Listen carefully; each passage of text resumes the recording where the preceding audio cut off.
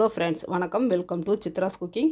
இன்றைக்கி வித்தியாசமான முறையில் ஒரு கொழுக்கட்டை ரெசிபி தான் பார்க்க போகிறோங்க. இப்போ நட்ஸும் டேட்ஸும் வச்சு இன்றைக்கி கொழுக்கட்டை ரெசிபி பார்க்க போகிறோம். ரொம்ப ரொம்ப ஹெல்த்து, குழந்தைங்களுக்கு ரொம்ப விரும்பி சாப்பிடுவாங்கங்க. பெரியவங்களுக்கும் இது கொடுக்கலாம். சுகர் பேஷண்ட்டாக இருக்கக்கூடியவங்களுக்கும் இந்த கொழுக்கட்டையை கொடுங்க. இதில் வந்து சுகரே சேர்க்காமல் நான் கொழுக்கட்டை ரெசிபி செய்திருக்கேங்க. சாப்பிட்றதுக்கு அந்தளவுக்கு டேஸ்ட்டு அவ்வளோ அருமையாக இருக்குது. இப்போ நம்மளுக்கு செய்ய தேவையான பொருட்கள் எல்லாமே வந்து நீங்கள் பார்க்கலாம். எல்லாமே எடுத்து வச்சுருக்கேங்க.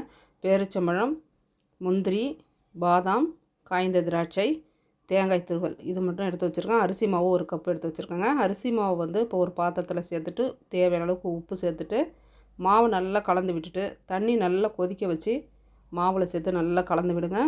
இடியாப்ப மாவு ரெடி பண்ணுறது எப்படின்றதையும் வீடியோ நான் போட்டிருக்கேன். கீழே வந்து டிஸ்கிரிப்ஷனில் கொடுத்துருக்கேன். நீங்கள் கண்டிப்பாக போய்ட்டு பாருங்கள். அந்த கொழுக்கட்டை ரெசிப்பிலே அந்த மாவு எப்படி நம்ம ரெடி பண்ணணும் அப்படின்றதும் வருங்க.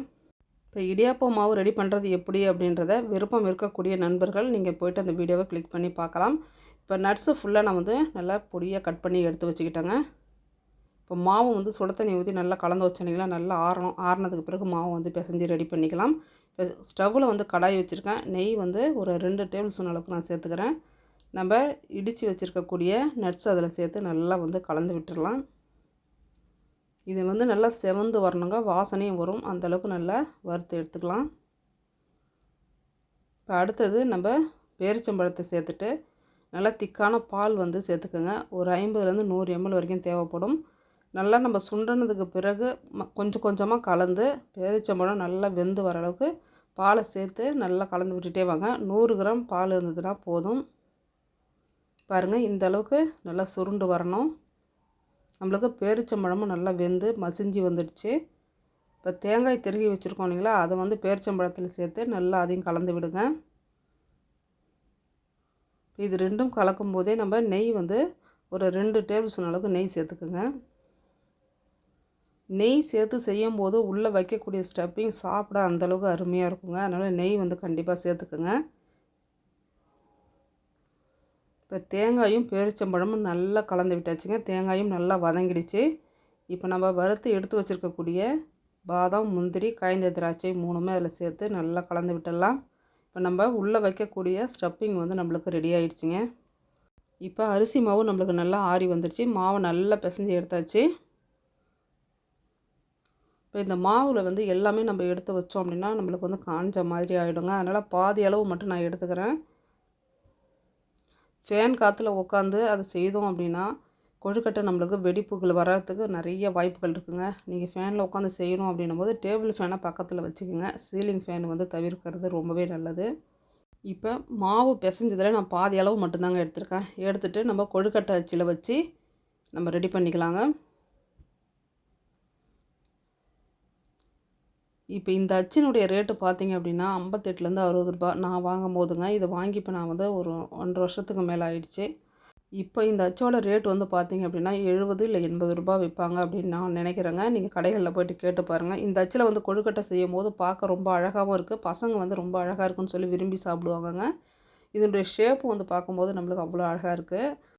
இந்த அச்சு வந்து கொஞ்சமான அளவு தாங்க அரிசி மாவு பிடிக்கும். அதனால் வந்து பொறுமையாக நிதானமாக தான் நம்ம இதை செய்ய வேண்டியது வரும்.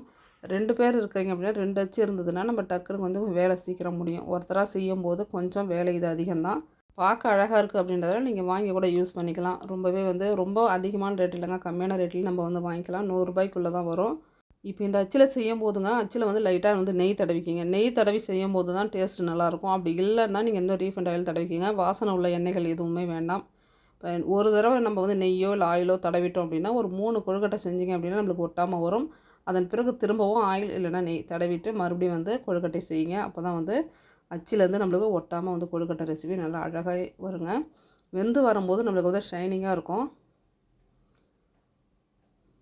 இப்போ இருக்கக்கூடிய மாவில் எல்லாமே வந்து கொழுக்கட்டை ரெசிபி நம்ம செஞ்சு ரெடி பண்ணிக்கலாங்க.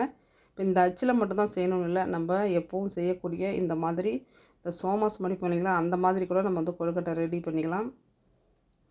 இப்போ எல்லாமே ரெடி பண்ணியாச்சுங்க. ஸ்டவ்வில் வந்து இட்லி பாத்திரம் வச்சுக்கிட்டேன். தண்ணி நல்லா ஹீட் ஆனதுக்கு பிறகு இட்லி தட்டில் நம்ம செய்து வச்சுருக்கக்கூடிய கொழுக்கட்டை ஃபுல்லாக வச்சுக்கலாம்.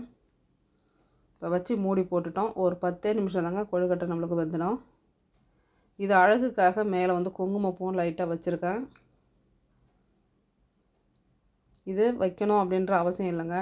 நம்மளுடைய விருப்பம் இருந்தால் நீங்கள் வைக்கலாம், அப்படி இல்லைன்னா நம்ம அப்படியே கூட வேக வச்சு சாப்பிட்டுக்கலாம். இது பார்வைக்கு அழகாக இருக்குது இல்லையா, அதுக்காக. இப்போ ஒரு பேட்ச் வேக வச்சு எடுத்தாச்சுங்க, அடுத்த பேட்சுக்கு வந்து வச்சுக்கலாம். இந்தமாரி உருண்டைகளும் நம்ம வந்து செய்துக்கலாம், அதுவும் வந்து நல்லாயிருக்கும். என்கிட்ட வந்து பெரிய அச்சு இருக்குங்க, அதுலேயும் வந்து ஒரு கொழுக்கட்டை ரெசிபி வந்து நான் செய்துக்கிட்டேன். அது ரொம்ப பெருசாக இருக்கனால தான் இந்த சின்னதாக இருக்கக்கூடிய அச்சில் வந்து நான் ரெடி பண்ணிக்கிறேன். இப்போ அடுத்த பேட்சும் வேக வச்சு எடுத்தாச்சுங்க. இது உள்ளே வைக்கக்கூடிய ஸ்டஃப்பிங் வந்து பார்த்திங்கன்னா ஸ்வீட் வந்து ஆவரேஜாக இருக்கும், ரொம்ப அதிக ஸ்வீட் இருக்காது.